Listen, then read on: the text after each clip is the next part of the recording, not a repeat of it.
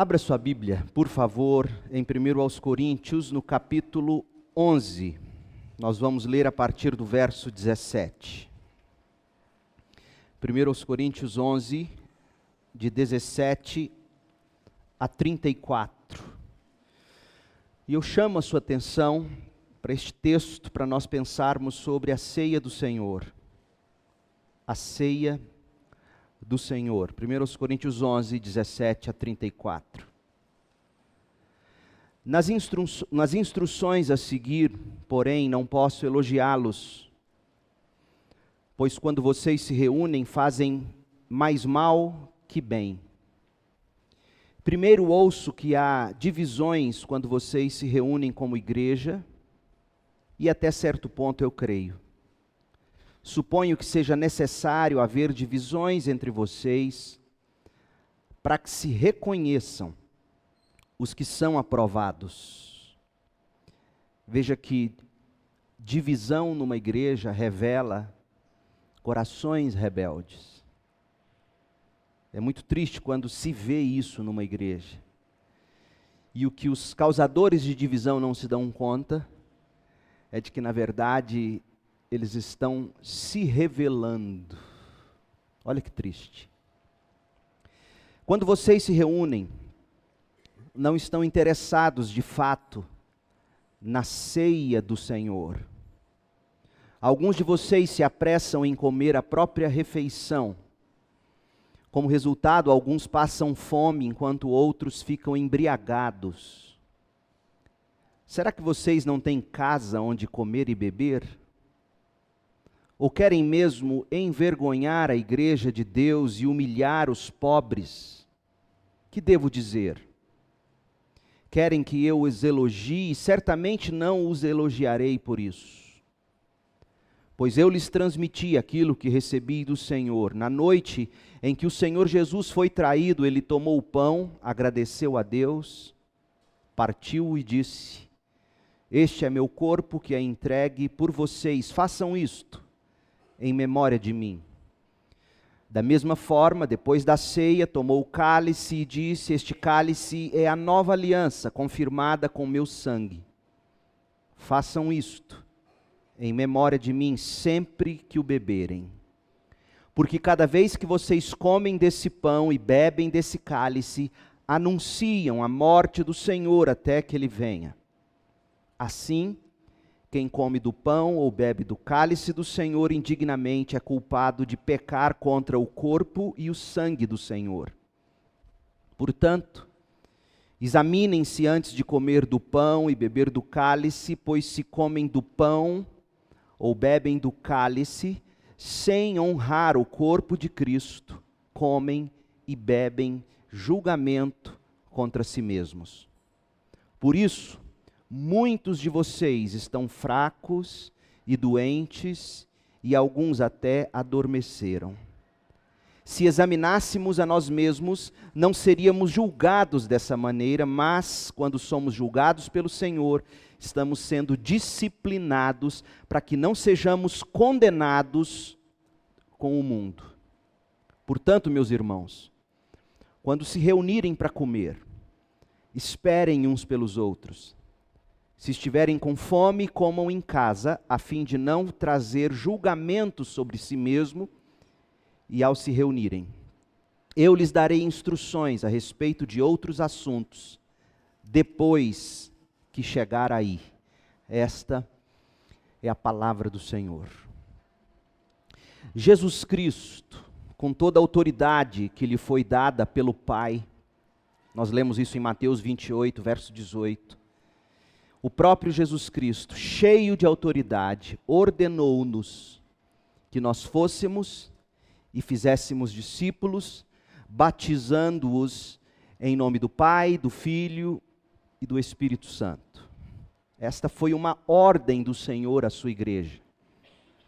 Outra ordem que nós recebemos do próprio Senhor foi que nós comêssemos do pão e bebêssemos do cálice na ceia do Senhor, fazendo isso em memória de sua morte e também como testemunho de sua obra redentora.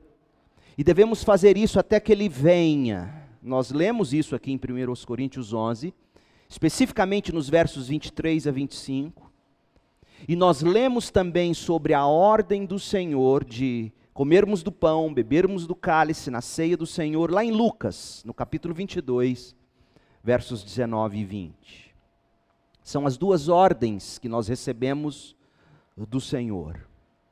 Duas ordenanças, e cientes destes mandamentos ou destas ordenanças, nós, os batistas, nos subscrevemos a nossa declaração doutrinária da Convenção Batista Brasileira, que no artigo 9º declara que o batismo e a ceia do Senhor são as duas ordenanças da igreja, estabelecidas pelo próprio Jesus Cristo, sendo ambas de natureza simbólica.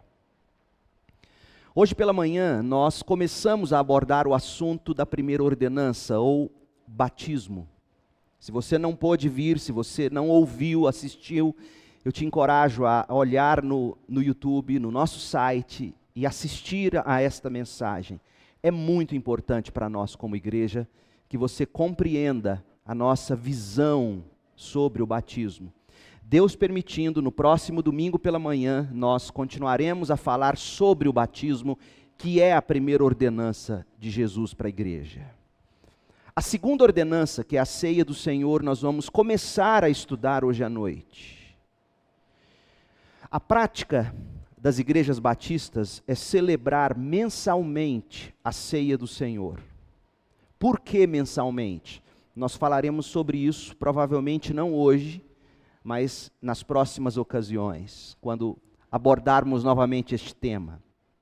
Esse hábito, no entanto, o hábito de fazermos com regularidade, mensalmente, a celebração da ceia do Senhor, pode roubar de nós a paixão pelo que o rito realmente significa ou representa para nós. Todos nós sabemos que familiaridade com alguma coisa tende a roubar de nós o encanto. Não é assim? Você conhece alguém e nos primeiros encontros, nos primeiros momentos é encantador, e na medida em que você vai conhecendo e aquilo vai se tornando habitual para você, infelizmente a nossa natureza faz com que a gente vai perdendo a paixão, vai perdendo o encanto. E isso acontece com a ceia do Senhor para a maioria dos crentes. Muitos perderam já o encanto sobre a ceia. Ou talvez não tenham jamais experimentado qualquer encanto, afinal cresceram na igreja, foram batizados, e o que sempre observaram ao redor, na vida dos membros da igreja, é que todos fazem isso, e celebram a ceia numa espécie de ritual, de tradicionalismo. E eu noto, meu povo, que mesmo membros de igreja, tanto antigos como novos, não compreendem bem o significado real desta celebração, e por isso, desvalorizam a ceia do Senhor. Eu não estou dizendo que eles não sabem que a Bíblia nos diz que nós devemos celebrar a ceia, eles sabem. Existe a preocupação em se obedecer à Bíblia no sentido de cumprir as ordenanças. Mas o que eu percebo é que eles não se deleitam nisso que fazem, não se alegram. E não é à toa, portanto, gente, que para a maioria das pessoas a ceia do Senhor não passa de um apêndice no final do culto. Para alguns, um apêndice demorado, repetitivo, cansativo, que chega a cheirar naftalina. Coisa antiga, sabe aquele guarda-roupa, que você guarda aquelas roupas que você não usa mais, aí chega o inverno de Goiânia, às vezes bate 27 graus, venta, e a gente põe uma blusa de frio, aí você abre o guarda-roupa e vem aquele aroma de naftalina, e aquele aroma diz o quê? Coisa antiga. Para muita gente, a ceia do Senhor não tem cheiro de pão e vinho, tem cheiro de naftalina. Por dois motivos, como já sublinhei. Primeiro, por familiaridade.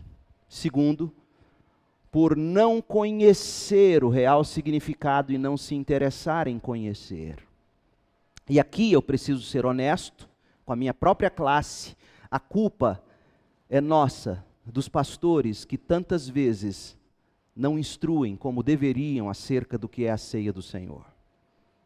Por isso que nós estamos dando uma pausa na série no Evangelho de João e vamos gastar algum tempo refletindo sobre esta ordenança. A ceia do Senhor, gente, ela não é uma relíquia do tradicionalismo batista ou evangélico. A ceia do Senhor não é uma relíquia do tradicionalismo que poderia, e alguns pensam, até deveria ser repensada. Talvez observada com menos frequência, alguns pensam ou poderiam pensar. Ou, por que não descartar por completo este ritual que tão pouco significado tem, tão pouco valor agrega à minha ida à igreja? Parece que eu saio muito mais edificado quando tem um bom sermão e uma boa música do que quando se observa a ceia. Não sei, alguns podem sentir assim, saem do culto no dia de ceia dizendo, perdemos tanto tempo com aquela ceia, talvez poderíamos ter tido mais mensagem ou mais música.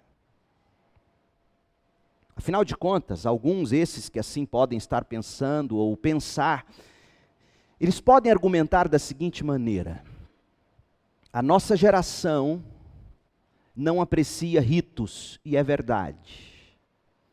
Nossa geração não aprecia história, e é verdade. Nós somos um povo historicamente ignorante, e não fazemos a menor questão de seguir ritos ou de conhecer história. Nós somos uma geração que vem a cada dia mais dispensando simbolismos. Por isso que pessoas hoje já nem mais casam, por exemplo. Elas resolvem se juntar. E aí inventaram uma aliança de compromisso, prateada ou de prata. Aí eu fico me perguntando, se não querem assumir o compromisso e o voto que se requer, para que aliança? Porque no fundo, por mais que nós sejamos uma geração que dispensa símbolos e ritos, no fundo, nós sentimos necessidade deles. É impressionante. Nós somos uma geração que de fato ama resultados práticos, resultados rápidos. E aí as pessoas poderiam concluir dizendo assim, então, por que um ritual desse como ceia do Senhor? Nada teria este ritual a oferecer para esta geração, é coisa do passado. Mas não é bem assim, eu espero que você, ao ouvir esta mensagem, esta série de mensagens, você deposite o real valor que as ordenanças têm na vida da igreja, na sua e na minha vida. Um dos autores que eu mais respeito, J.I. Packer, ele soube muito bem, como poucos, falar do valor de se observar a ceia do Senhor, quando ele disse assim, abre aspas, o que precisamos mais do que qualquer outra coisa na mesa do Senhor é de uma nova compreensão da gloriosa verdade de que os pecadores recebem a misericórdia através da fé no Cristo que perdoa e restaura, de cuja fé brota todo o louvor que nós oferecemos e todo o serviço que nós prestamos, pois este evangelho eterno de salvação para pecadores é o que nas Escrituras a ceia do Senhor simboliza. E ele conclui dizendo, na mesa sagrada ou na ceia do Senhor, portanto, acima de tudo, que haja louvor, fecha aspas. Pois bem, meu povo, definido o valor de se celebrar a ceia, eu tenho que agora me debruçar com você sobre o significado da ceia e a forma como a ceia deve ser realizada. Vamos lá. Deixa eu ler para você o que a nossa declaração doutrinária da Convenção Batista Brasileira diz sobre a ceia no artigo 9º. Aí você deve estar se perguntando, declaração doutrinária? Meu Deus do céu, segunda-feira está aí, tanta coisa prática e o pastor falando de declaração doutrinária. Está vendo como é que a nossa geração não entende que se não fosse por fundamentos, nós não teríamos nada sobre o que construir nossas vidas? Gente, quanto mais o tempo tem passado, mais eu tenho visto pessoas desperdiçarem fundamentos, vivendo a vida de acordo com o que sente o coração tão somente. E o que elas não sabem, como hoje eu recebi, por exemplo, um áudio de uma ex-ovelha lá de São Paulo, dizendo do profundo estado de depressão e de angústia no qual se encontra essa pessoa.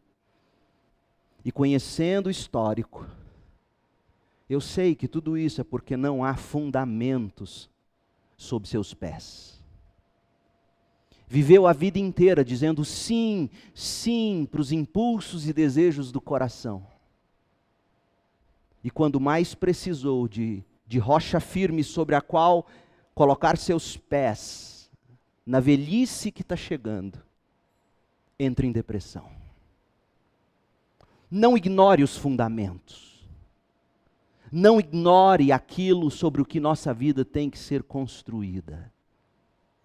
O artigo 9 da nossa declaração diz assim sobre a ceia. A ceia do Senhor é uma cerimônia da igreja reunida, comemorativa e proclamadora da morte do Senhor Jesus Cristo, simbolizada por meio dos elementos utilizados, o pão e o vinho. Nesse memorial, o pão representa seu corpo dado por nós no Calvário, e o vinho simboliza o seu sangue derramado. A ceia do Senhor deve ser celebrada pelas igrejas até a volta de Cristo, e sua celebração pressupõe o batismo bíblico e o cuidadoso exame íntimo dos participantes. Fecha aspas.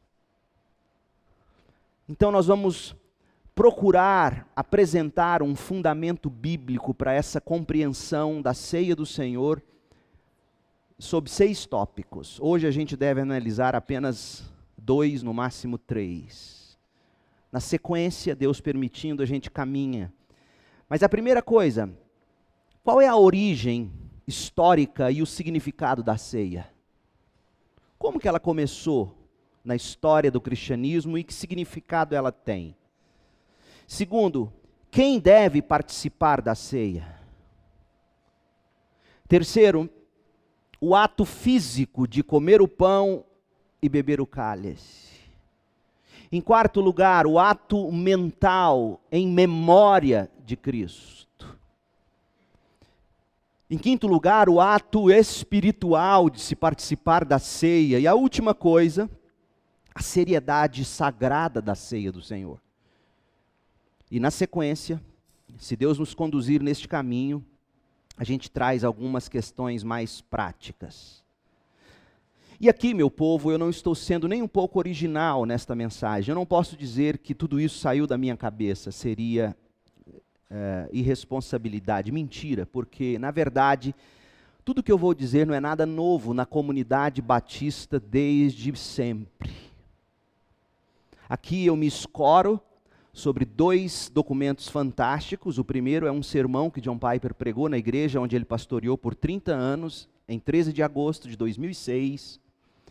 E no Manual de Teologia Sistemática, que é uma introdução aos princípios da fé cristã, que foi escrito por Wayne Grudem. Então vamos lá.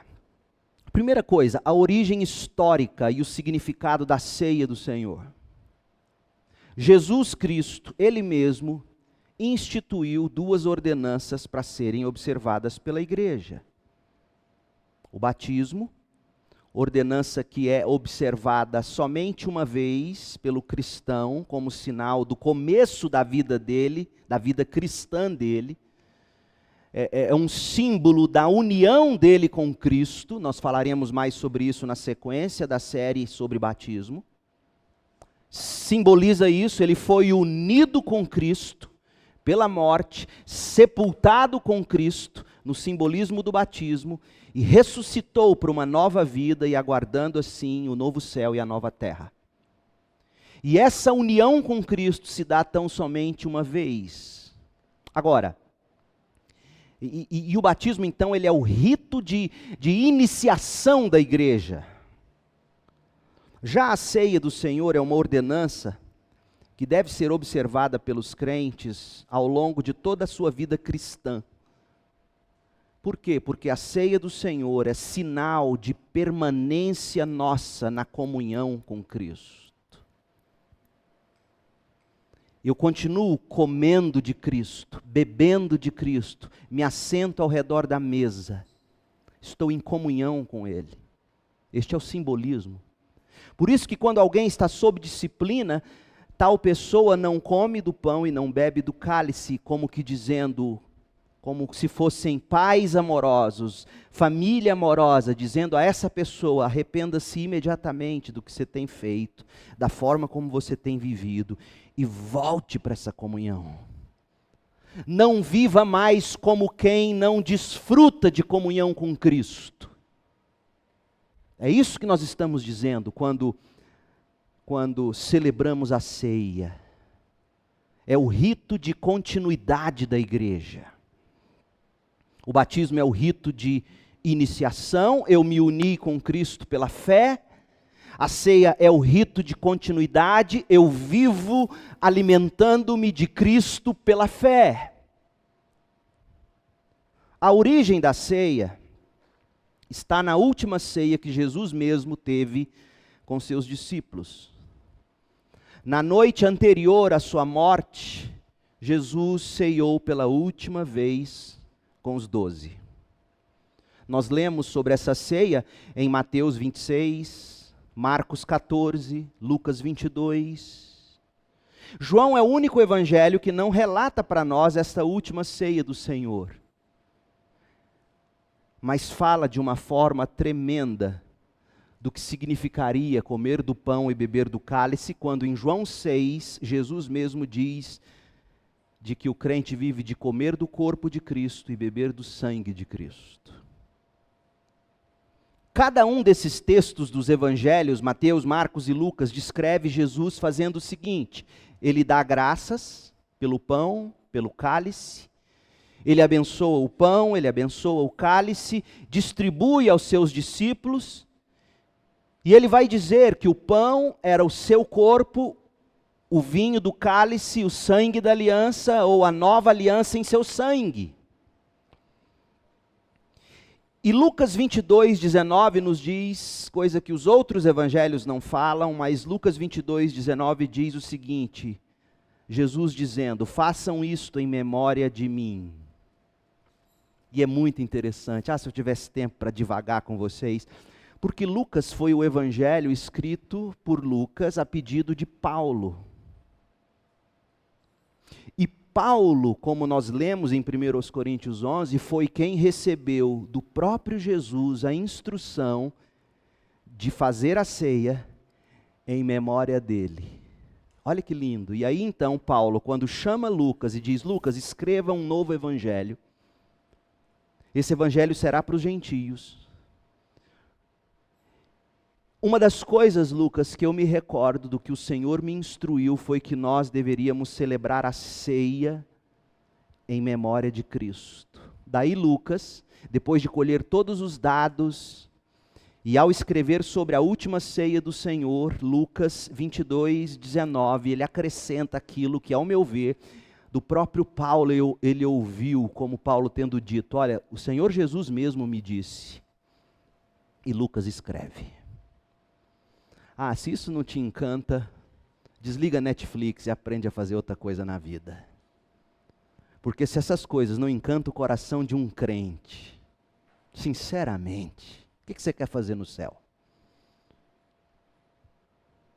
Mateus, ele resume a última ceia de Jesus com os discípulos da seguinte forma, abra lá, Mateus 26, de 26 a 29. Enquanto comiam, Jesus tomou o pão e o abençoou, e em seguida partiu em pedaços e deu aos discípulos dizendo, tomem e comam, porque este é o meu corpo. Então tomou o cálice de vinho e agradeceu a Deus, depois entregou-o aos discípulos e disse, cada um beba dele, porque este é o meu sangue, que confirma a aliança, confirma o pacto que eu fiz com vocês, ou seja, eu dei minha vida, ou darei minha vida, e a prova de que eu darei minha vida, ou de que eu dei minha vida, foi que eu morri, derramei meu sangue por vocês.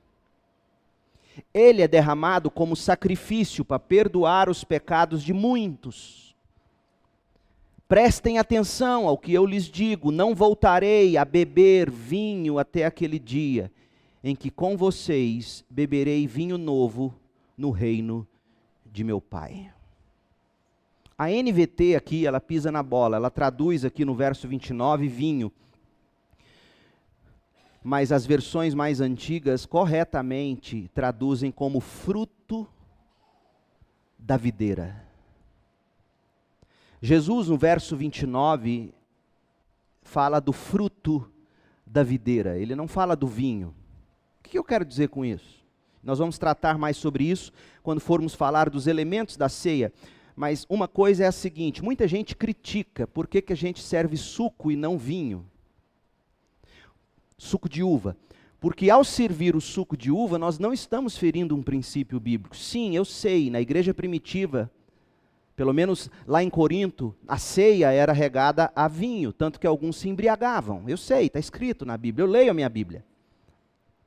Mas eu também leio Jesus dizendo, em Mateus 26, 29, Jesus dando uma espécie de autorização para você na ceia não servir apenas vinho, mas o fruto da videira, que pode ser muito bem o suco de uva.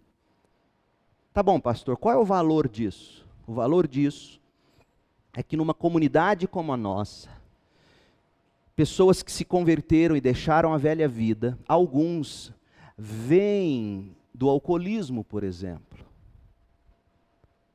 E todos nós sabemos o quão difícil é para alguém deixar o alcoolismo. E em amor por estes, nós servimos o suco, o fruto da videira, porque nós não queremos ser pedra de tropeço para esses irmãos. Então não venha dizer que nós batistas queremos ser puritanos demais, porque todo mundo tomou vinho na ceia e só nós servimos suco de uva. Para com isso. Existe séculos de reflexão teológica que você acha que você resolveu assim.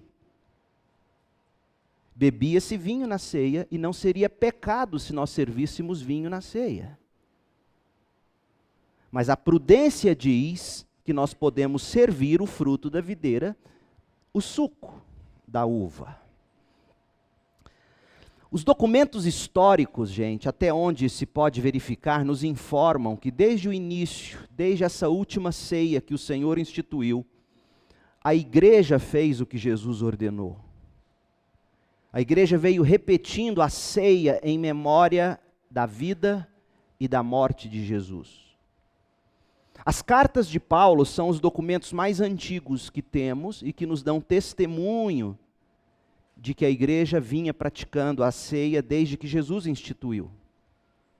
E nós lemos em 1 Coríntios 11, 20, que Paulo se refere a esse evento na vida da igreja de ceia do Senhor. Quando ele está dando a bronca nos coríntios, que achavam que estavam se reunindo para comer a ceia do Senhor, Paulo diz, não, a bagunça que vocês fizeram, nada do que está acontecendo aí é ceia do Senhor. Por isso que nós batistas não chamamos de Santa Ceia, porque tem um nome bíblico, e o nome é esse, ceia do Senhor. E também não vai para o inferno quem chama de Santa Ceia, mas é que a gente prefere ser o mais exato possível com o que as Escrituras dizem. Então nós batistas chamamos de ceia do Senhor, porque Paulo dá esse nome. O rito tem esse nome, ceia do Senhor, porque foi, primeiro, instituído pelo próprio Jesus, e segundo, porque o significado real celebra a morte de Jesus, que restaura a nossa comunhão com Deus. Veja o que diz Paulo em 1 Coríntios 11, 23. Pois eu lhes transmiti aquilo que recebi do Senhor Jesus. Então é bem possível que o próprio Senhor Jesus tenha instruído Paulo sobre a ceia. A gente sabe que Jesus apareceu para Paulo depois da ressurreição.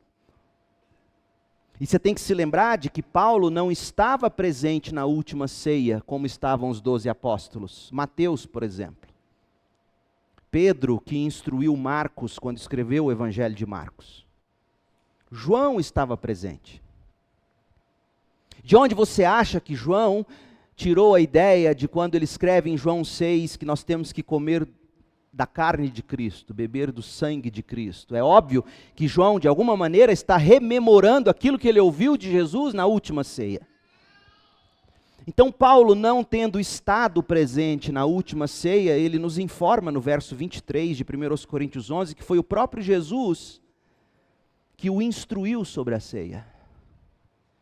E na noite em que o Senhor Jesus foi traído, o próprio Jesus tomou o pão, agradeceu a Deus, partiu o pão e disse: este é meu corpo, que é entregue por vocês, façam isto em memória de mim. Note, portanto, que a origem histórica da ceia do Senhor é a última ceia que Jesus mesmo comeu com os discípulos na noite anterior à crucificação. E tanto os atos como o sentido da ceia estão arraigados no que Jesus disse e no que Jesus fez na última noite com os 12 apóstolos. É por isso que nós afirmamos que o próprio Jesus é a origem da ceia. O próprio Jesus ordenou que a ceia fosse celebrada continuamente.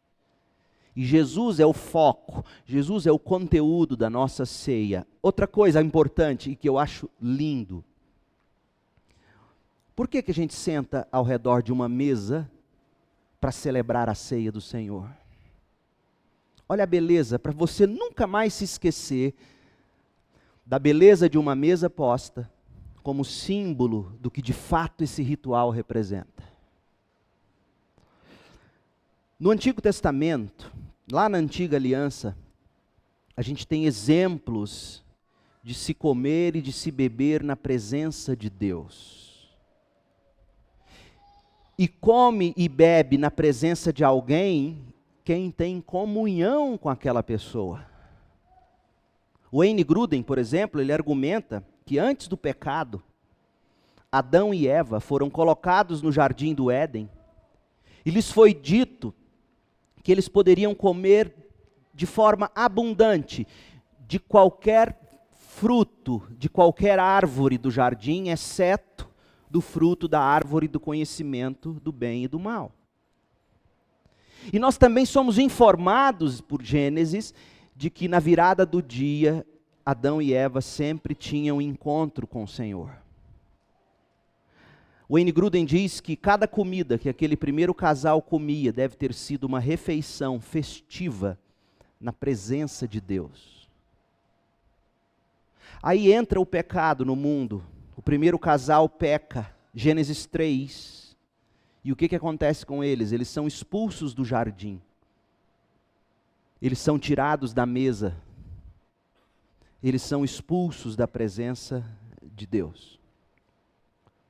O que acontece? Deus, ao longo do Antigo Testamento, ele permitiu que algumas refeições fossem feitas na presença dele. Você lê isso em Êxodo 24, 9, também no verso 11.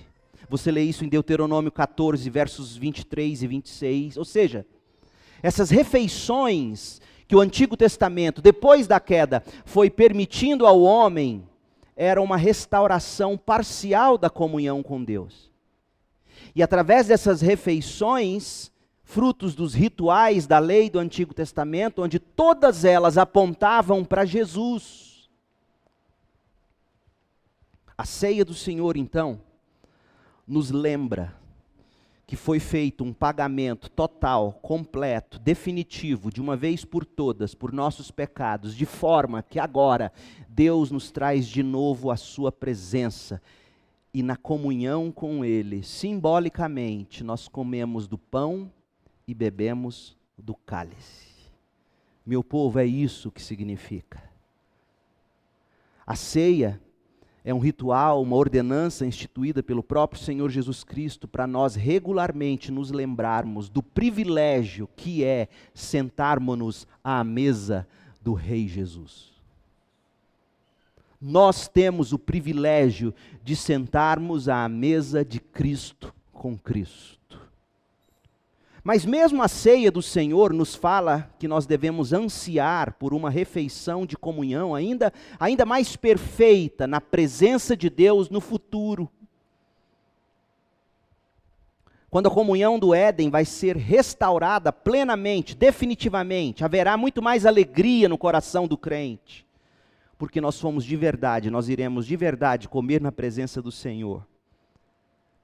E vamos sentir a alegria devida por termos sido perdoados, justificados e por sermos capazes agora no céu de nunca mais pecar. Sabe por que eu e você não vamos mais pecar no céu? Porque Deus não vai deixar. Não se gabe do seu livre-arbítrio, não. Seu livre-arbítrio é um servo muito maldoso. E se eu e você continuássemos entregues a nosso livre-arbítrio no céu, adivinha o que ia acontecer no céu de novo? Mas como é bom saber que o Senhor vai dizer, não, basta, chega. Eu não quero ser escravo do meu livre-arbítrio. Eu quero ser escravo do meu Senhor Jesus. O tempo futuro de comer na presença de Deus é sugerido pelo próprio Jesus, quando na última ceia, Mateus 26, 29, ele diz assim, prestem atenção ao que eu lhes digo, não voltarei a beber do fruto da videira, até aquele dia em que vocês e eu beberemos dele no reino de meu Pai. Ou seja, Jesus nos diz que nós devemos celebrar essa comunhão na mesa de forma simbólica, com os olhos naquele dia, quando definitivamente comeremos com Ele à mesa para sempre, com a sua presença real. Apocalipse nos fala de forma mais explícita a respeito de como será a ceia das bodas do Cordeiro. Apocalipse 19:9 diz assim, e o anjo me disse, escreva isto, bem-aventurados os que são convidados para a ceia das bodas do Cordeiro, e acrescentou, essas são as palavras verdadeiras de Deus. Gente, esse será um tempo de grande regozijo na presença do Senhor. Então, do Gênesis ao Apocalipse, o alvo de Deus tem sido levar o seu povo à comunhão com Ele. E uma das grandes alegrias de se experimentar essa comunhão é o fato de que, por causa da morte de Jesus Cristo, nossa fé no sacrifício do Cordeiro nos traz de volta à mesa, nos traz de volta à comunhão com Deus. E Deus assim nos diz, coma, beba. E é tão bonito e significativo o fato de que é o próprio Jesus quem nos serve à mesa. Imagine você sendo convidado por alguém de grande prestígio, de renome, e você se assenta à mesa com essa pessoa, na casa dela, na intimidade da comunhão com ela. E essa pessoa faz tanta questão de que você esteja na casa dela, na comunhão com ela, que quem serve seu prato não são os garçons. É a própria pessoa que te convidou. Ela se levanta do lugar dela e serve seu prato, serve seu cálice, e olha para você com um doce olhar e diz, bom apetite. O que é que isso te diria sobre a questão que essa pessoa faz de ter você ali? Te diria muita coisa. E quem nos serve é o próprio Cristo. Porque Ele mesmo disse, eu não vim para ser servido, eu vim para servir e dar a minha vida em resgate por muitos. Nós vamos parar por aqui e vamos celebrar a ceia. Ilusão a minha, eu tinha preparado 6 pontos. Esse é o primeiro.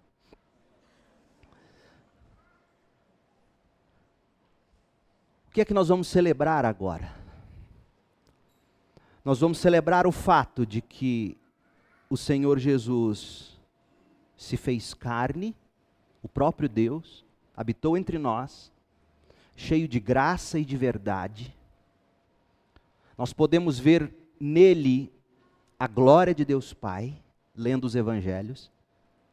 Viveu sem pecados, morreu o justo no lugar do injusto, foi sepultado, ressuscitou ao terceiro dia, subiu aos céus, está à direita de Deus Pai, intercedendo pelos seus filhos, e todo aquele que nele crê e professa a sua fé pelo batismo, é por ele convidado a dizer assim: estou à mesa com o Pai, como do pão, bebo do cálice.